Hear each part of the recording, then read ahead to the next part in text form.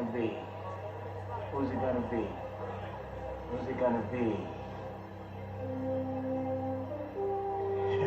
Oh yeah, there's my bitch. Remember, the ball was traveled 10 yards. It's loose. Mud Dogs football. Mud Dogs football.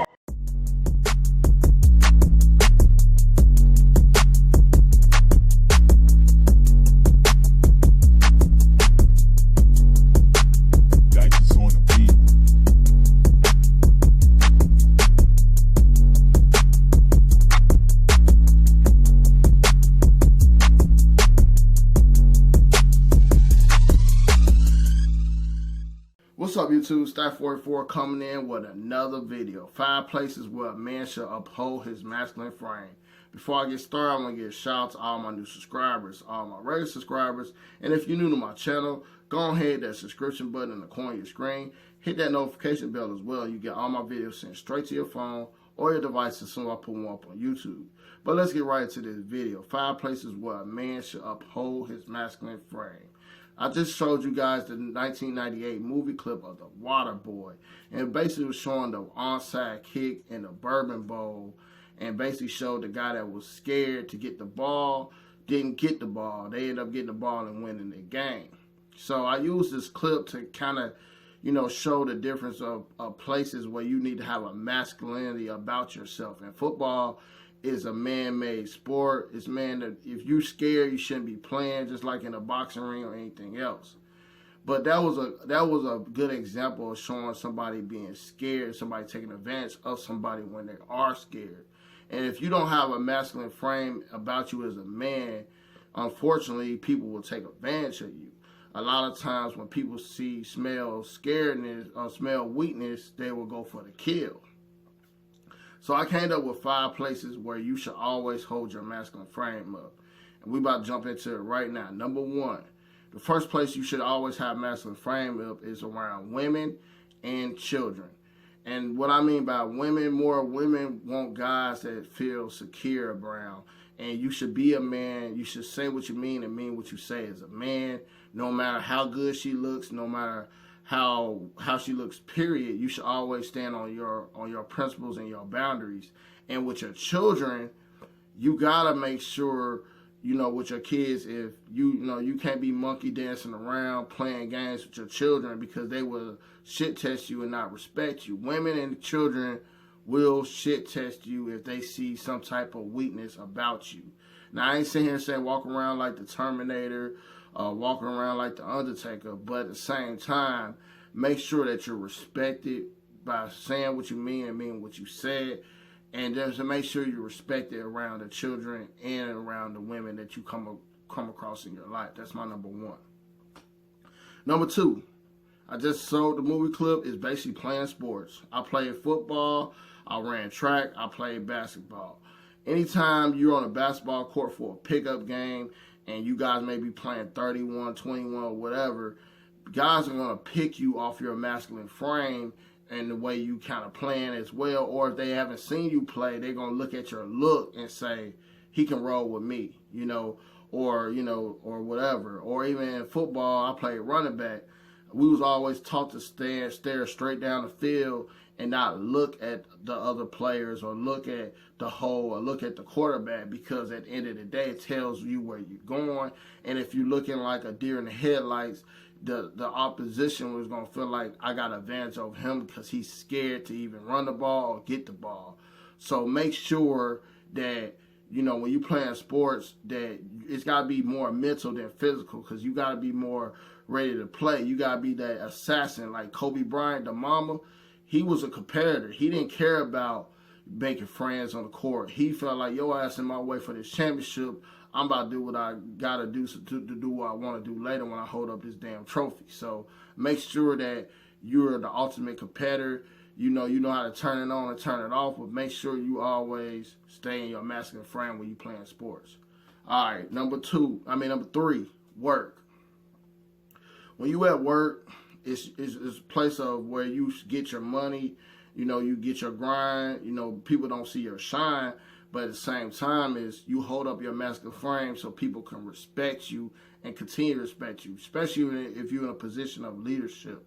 You don't dummy down with the employees to make it seem like you're one of them. If you're telling people what to do, you have to, you have to show respect to earn respect and make sure people stay in their place. Because as soon as you start laughing and joking with certain type of people, then they start shit testing you and getting comfortable.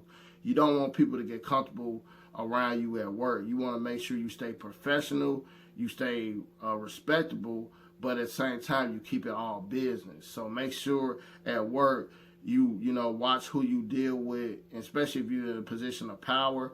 Make sure people respect your position and respect you for what you do and how you do it. And leaderships lead by example. So make sure you lead by example while you at work. Not just be the asshole boss telling people what to do.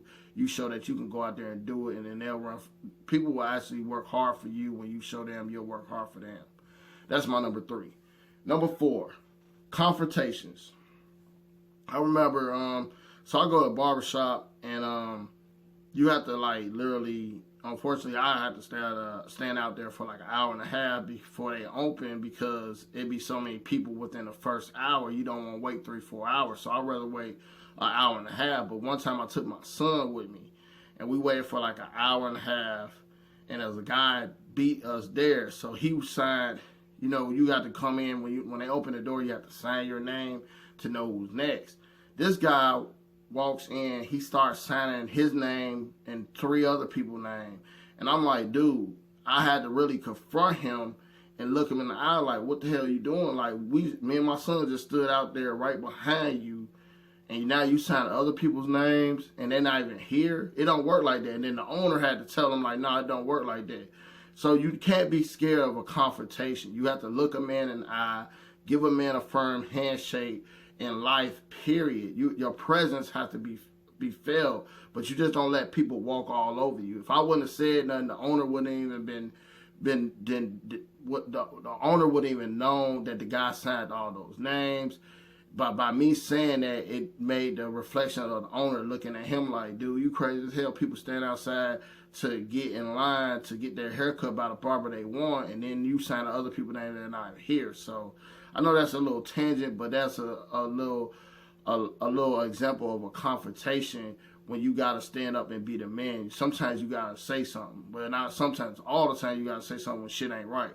You know what I'm saying? So make sure you stay in your masculine frame, because that turns everybody on in the long run. Women get turned on and men will respect you. So make sure you're willing to say something, because at the end of the day, don't be bitching like, oh, he can have a gun, whatever. If you gotta die on your principles sometimes.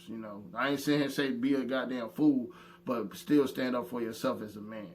All right, that's my number 4. Number 5. The streets and jail. At the end of the day, you go into somebody's hood or you go into somebody's environment, you gotta walk up with your head straight. Act like you belong there. Even if you don't belong there, act like you belong there, because people can sniff scariness when you walk through somebody's hood, or you go to a certain bar, or any type of thing. Because if you do, when you're a masculine man, you know what you're going to get a lot? You'll get the head nod. Motherfuckers be looking at you like. So you'll get the damn head nod, because they'll see that frame on you like, man, I ain't fucking with that dude. So make sure you always have your posture straight, your back up. And like I said, if you have to shake a man's hand, look him in the eye, and say what you mean and mean what you say. Now, jail, I don't know too much about jail. I only been to jail like one time in my life.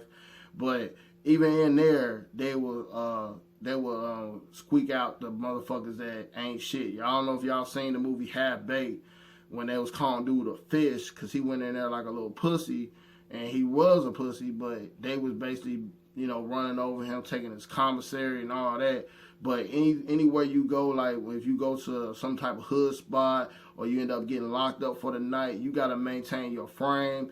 Or if you go to prison, you got to maintain your frame. I don't know about prison either, but maintain your frame as a man. If not, they're gonna bully you. Just like in elementary school, if you don't hold your frame, they're gonna take your lunch money. So Make sure you hold your frame so nobody could disrespect you, because it all starts from being a child all the way to adult. Bullying never stops, even online. So that's all I want to say on this video, guys. That was my five places where you should hold your masculine frame. I'm going to go over it one more time before we get out of here. The first one is around women and children. Hold your frame. Number 2 is playing sports. Number 3 is at work. Number 4 is any confrontation you run across. And number 5 is the streets, jail, or prison. You know, anytime you interact with anybody in the hood, you got to make sure you belong there. So that's all I want to say. I want you guys to stack attack your life. I want you guys to stack up your life. And I'll holler at you guys on the next video. Peace.